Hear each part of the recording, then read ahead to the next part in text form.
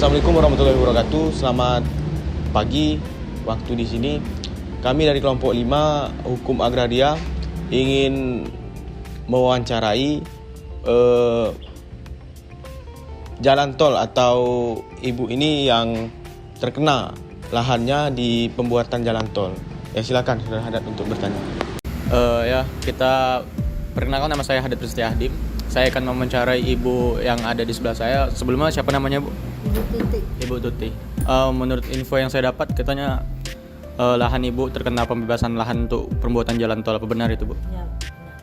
Itu bisa dijelaskan mungkin, Bu, bagaimana alur masuknya pemerintah bisa menghubungi ibu untuk pembebasan jalan tol ini, Bu? Ya. Pertama-tama dari pihak jalan tol itu kalau nggak salah dari agraria ya, itu ngukur gitu loh kan, ngukur pasang-pasang patok. Kemudian terkenalah kami warga-warga itu dipasangi patok. Nah kemudian setelah dipasangi patok, dari pihak desa manggil setiap pemilik tanah untuk sosialisasi. Ada beberapa kali tahap sosialisasi, kalau nggak salah sampai 3-4 kali ya sosialisasi sampai pencairannya. Itu sekitar tahun berapa kejadiannya, Bu? Itu cukup lama ya Mas ya, sekitar 2 tahunan tempo hari, 3-2 tahun. Berarti pemerintah mematok tanah duluan baru menghubungi masyarakat ya? Benar, patok tanah terus lama sekali, baru beberapa tahun kemudian baru ada realisasinya. Oke, Bu. Mungkin bisa dilanjutkan lagi oleh Saudara Billy. Ya, yang kita tahu bahwa di Indonesia ini agraria cukup menjadi problematika di Indonesia.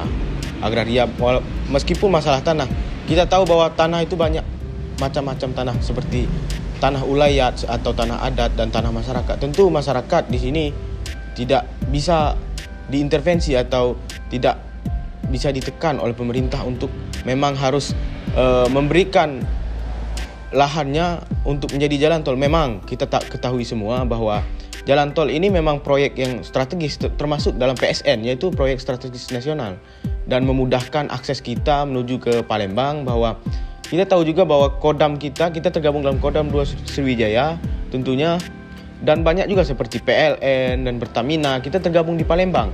Dan selanjutnya saya ingin bertanya kepada Ibu,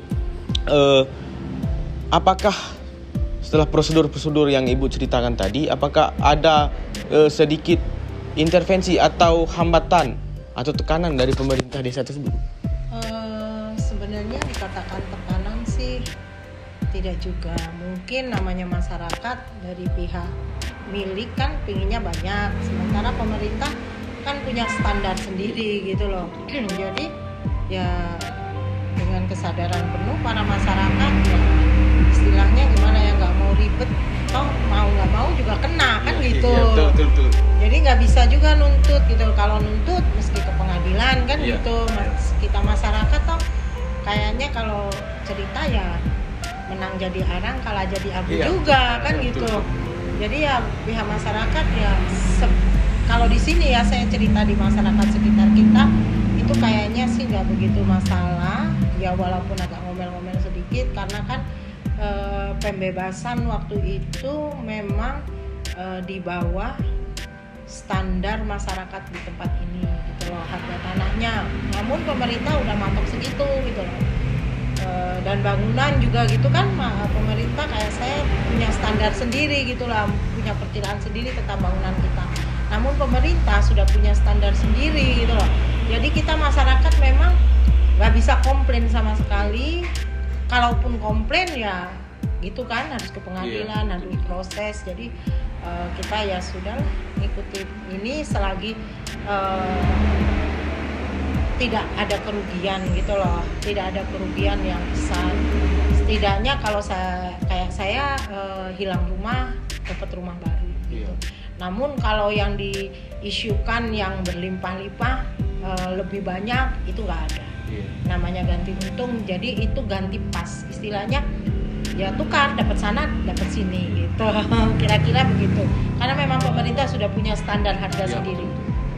Ya, sini teman-teman dan Ibu yang saya hormati, bisa kita simpulkan bahwa Ibu juga mendukung penuh dengan adanya proyek strategis nasional atau jalan tol yang dan penghubung Jambi dan Palembang. Di sini masyarakat bahkan bisa kami lihat dalam perjalanan kami ke Muara Sembako ini bahwa masyarakat antusias, masyarakat ya begitu senang gitu adanya jalan tol di daerah ini dan mendukung adanya pemerintah. Kembali tadi bahwa pemerintah sudah mempunyai standarnya sendiri ya, Bu. Tapi dengan tetap tidak merugikan masyarakat. Iya. Dia sudah punya standar sendiri yang cukup untuk penggantian jalan itu. Jadi tidak bisa dikatakan masyarakat tidak dirugikan. Malah sebagian masyarakat itu diuntungkan kan gitu. Betul. Yang tadinya rumahnya jelek jadi sekarang jadi bagus kan gitu. Jadi lebih baik gitu. Kondisi ekonomi mereka juga berubah. Mungkin dulu nggak punya kebun karena tanah mereka kena, sekarang punya kebun. Kira-kira begitu. Jadi masyarakat sendiri dari proyek strategis nasional atau jalan tol ini tentu ini mempunyai plus minus tersendiri. Kita tahu plusnya bagaimana dan minusnya bagaimana.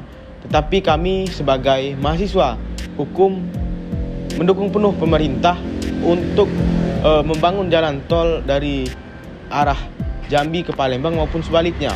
Dan tentunya kami juga berasal dari masyarakat. Kami tentu tidak mau rakyat atau masyarakat itu dirugikan oleh adanya proyek. Ya kami mau setelah nantinya jalan tol ini terrealisasi, perhatikanlah, kami minta pemerintah memperhatikan atau memperhatikan masyarakat di sekitarnya. Mungkin begitu akan dilanjutkan oleh Saudara Hilal. Saya akan melanjutkan diskusi ini dengan Bu Tuti di sini. Mungkin saya akan sedikit membahas sesuatu hal yang sensitif mengenai berapa banyak ganti rugi yang dilakukan oleh pemerintah setempat. Ibu, berapa patokan harga dari pemerintah sendiri terhadap ganti rugi tanah di sini? Kemarin ya, saya lupa pula tadi nggak nyiapkan ya, harusnya ada datanya karena saya lupa. Kalau nggak salah kalau tanah sekitar 71 juta daerah pinggir jalan. Per apanya? Per tumbuh, Per tumbuh, 100 meter persegi ya. Ya. 71 lebih, kurang lebih. Lalu kalau menurut Ibu kira-kira kalau dijual sendiri itu kira-kira dapat berapa sehingga ada? Karena pasaran orang jual di sini kalau sedikit ya, jumlahnya 5 tumbuk cuma sedikit itu 100 juta. Mereka patokannya 100 juta kalau di daerah ini. Apakah Ibu merasa senang setelah mendapat ganti rugi yang seperti ini?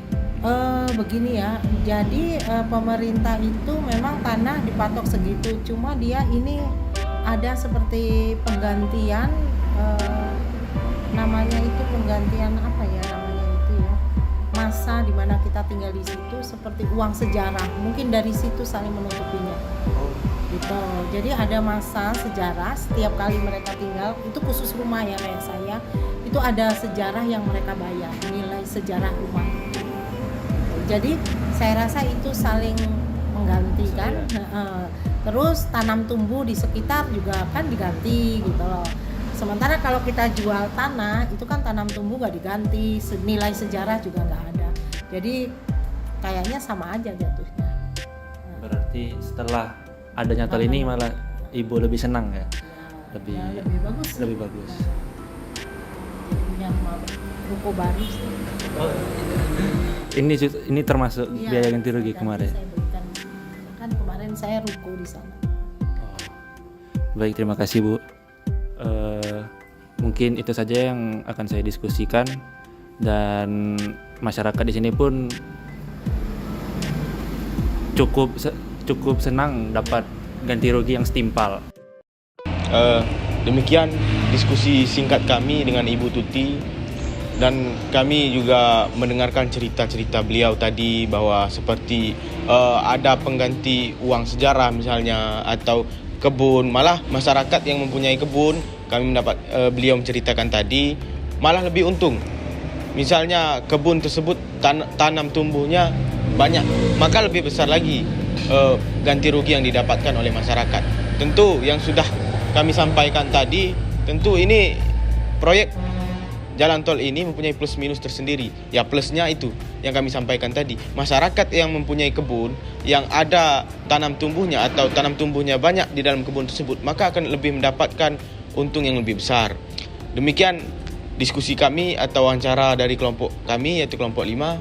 Saya, Billy Anggara Jufri, dan Hilal, Haddad, dan Rehan, dan teman saya, kameramen Daniel Santona Siboro. Cukup sekian diskusi kami akhiri dengan wallahul muwafiq ila aqwamil thoriq. Wassalamualaikum warahmatullahi wabarakatuh.